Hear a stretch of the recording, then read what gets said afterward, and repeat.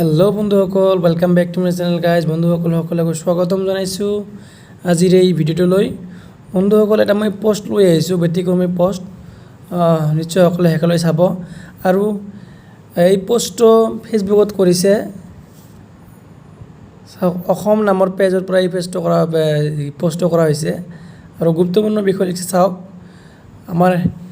যিসকল আমাৰ শিক্ষিত নিবনুৱাসকলে যিসকলে শিক্ষকৰ পদৰ কাৰণে আবেদন কৰিছিল, তেখেতসকলে এটা টুলুঙা মন্তব্য আৰু কৰিছে। আপোনালোকে চাওক, সবিশেষ আপোনাক মই দেখাই আছোঁ। চাওক ইয়াত কি লিখিছে, বলক আমি ভিডিঅ'টো আৰম্ভ কৰোঁ।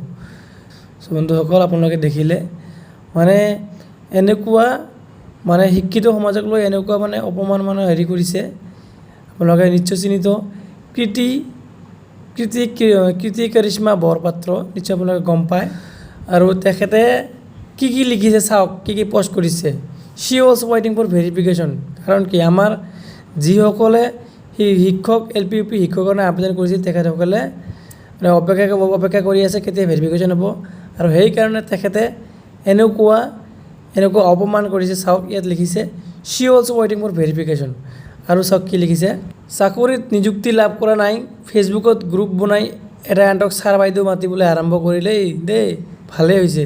আৰু কি চাওক, চাকৰিত নিযুক্তি লাভ কৰা নাই, ফেচবুকত গ্ৰুপত বনাই এটা আনক ছাৰ বাইদেউ আৰম্ভ কৰিলেই দিয়ক, ভালে হৈছে। এগৰাকীক কিবা এপইণ্টমেণ্ট লাগে বুলিছে, চৰকাৰে এপইণ্টমেণ্টহে দিয়ে। তেখেতে গৰীব ধুবুৰীৰ ৰাজনৈতিক নেতাজনৰ টিউশ্যন শিক্ষক আছিল নেকি, মোৰ সন্দেহ হৈছে। এইটো মই ভালকৈ বুজিব পৰা নাই কি কৈছে। এইটো তলতটো চাওক,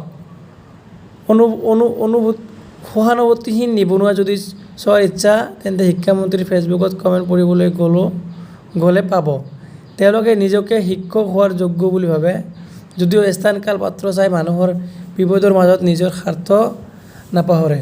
দুৰ্ভাগ্যজনকভাৱে এটা দুৰ্ঘটনাৰ খবৰটো নিজৰ স্বাৰ্থ জড়িত কমেণ্ট দিবলৈ এৰা নাই। হৃদয়হীন নিবনুৱা নাম দিছোঁ তেওঁলোকক, শিক্ষক হোৱাৰ মানসিক উৎকৰ্ষ শূন্য। তেওঁলোকৰ এইমাত্ৰ আৰম্ভণি, ভৱিষ্যতে ভালকৈ নোচোৱাম, সাঁচি থলোঁ। তেখেতে কি বুজাব খুজিছে চাওক। কুকুৰৰ লগত তুলনা কৰিছে। যিসকলে LP UP শিক্ষক নিযুক্তিত এপ্লিকেশ্যন কৰিছে, শিক্ষক হোৱাৰ হেঁপাহেৰে তেখেতসকলক, আমাৰ সন্মানীয় শিক্ষয়িত্ৰীসকলক, এই কৃতি কৰিশ্মা নামৰ মানুহজনে কুকুৰৰ লগত তুলনা কৰিছে আমাৰ শিক্ষক সমাজক। আমাৰ যিসকলে শিক্ষক হ'বলৈ গৈ আছে, তেখেতসকলক কুকুৰৰ লগত তুলনা কৰিছে। এতিয়া মই আপোনাক কমেণ্ট দেখাম। নিজকে কি বুলি যে ভাবে ঠিক নাই, নিজৰ পৰিচয় দিবলৈ সাহস নাই, আচৰিত ধৰণৰ প্ৰাণী। আনক অপমানসূচক মন্তব্য কৰাত 1 নম্বৰ। আমি কৈ আছোঁ, শিক্ষামন্ত্ৰী আৰু মুখ্যমন্ত্ৰী ছাৰক এওঁৰ কি যে জ্বলিছে।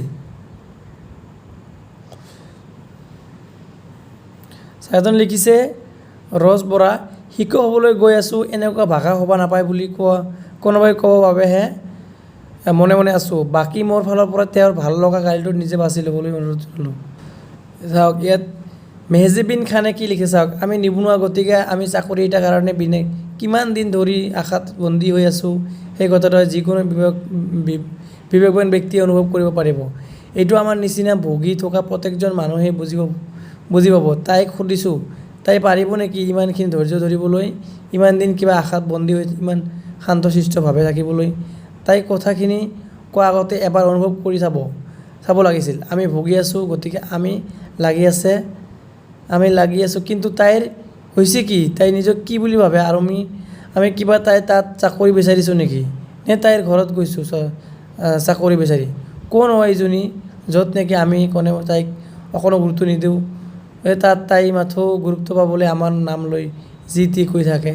তাই জানেই আমি এতিয়া এনেই আছোঁ, গতিকে তাইক যাতে আমি গুৰুত্ব দিওঁ, সেইটো আৰু ফকতীয়া মানুহ এজনী, এইজনীৰ ওপৰত সকলোৱে কেছ ফাইল কৰক।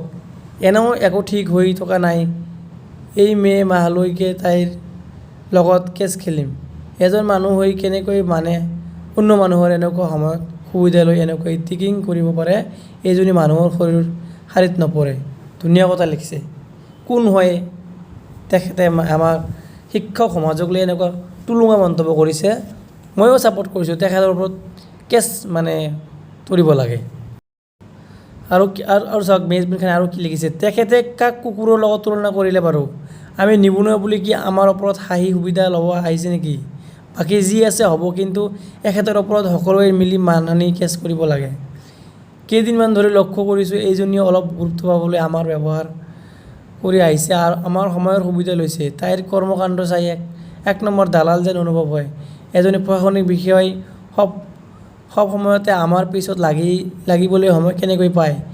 এইজনী যদি প্ৰশাসনিক বিষয়া হয়, মই ইমান দিন প্ৰশাসনিক বিষয়াসকলক যি সন্মান দি আহিছোঁ, এইখিনি মোৰ এনে গ'ল বুলি ভাবিম।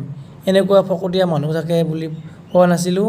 অতি সোনকালে ইয়াৰ ওপৰত ব্যৱস্থা ল'ব লাগে, ইয়াৰ উত্তৰ দিব লাগে। সকলোৱে নিজৰ নিজৰ থানাত তাইৰ বিৰুদ্ধে কেছ ফাইল কৰক এই কুকুৰৰ লগত তুলনা কৰালৈ। আৰু তাই ভাবিছে তাই চাগে বহুত টকা গেৰাণ্টি দি কৈছোঁ, তাই কিবা চকীদাৰৰ চাকৰি কৰে চাগে, চকীদাৰৰ যোগ্য যেন নালাগে। কিমান মানে অশ্লীল মানে নিন্দনীয় বিষয়টো তেখেতে হেৰি কৰিছে। কীৰ্তি কৰিশ্মা বৰপাত্ৰ কুকুৰৰ লগত তুলনা কৰিছে। তো বন্ধুসকল চাওক আৰু প্ৰত্যেকেই কমেণ্ট দিয়ক এটা তেখেতৰ ওপৰত কি একশ্যন ল'ব পাৰি, ফকতীয়া কেছত লগাব পাৰি নেকি? নে আপোনালোকে কি কয় ৰাইজ? সকলোৱে নিজৰ নিজৰ মতামত মোৰ দাঙি ধৰিব। আমাৰ শিক্ষকসকলক লৈ এনেকুৱা টুলুঙা মন্তব্য আমি কেতিয়াও সহ্য নকৰোঁ। তেখেতক মই গৰিহণা দিছোঁ, কীৰ্তি কৰিশ্মা বৰপাত্ৰ সকীয়নি দিছোঁ। এতিয়াও সময় আছে, শুধৰি যাওক, ভাল হওক, নিবনুৱাৰ হৈ মাত মাতক। বন্ধুসকল আৰু বেছি নকওঁ, এই পষ্টটো চাই কিনে বহুত বেয়া লাগিছে। তো ৰাতিপুৱাতো আপোনালোকৰ পৰা শুই উঠি মই ভিডিঅ' বনাই আছোঁ। তো আপোনালোকে আজিৰ এই ভিডিঅ'খন শ্বেয়াৰ কৰিব আৰু তেখেতৰ ওপৰত যাতে লিগেল একশ্যন লোৱা হয় তাৰ ব্যৱস্থা কৰক। বন্ধুসকল আজিলৈ ইমানেই, লগ পাম পৰৱৰ্তী ভিডিঅ'ত।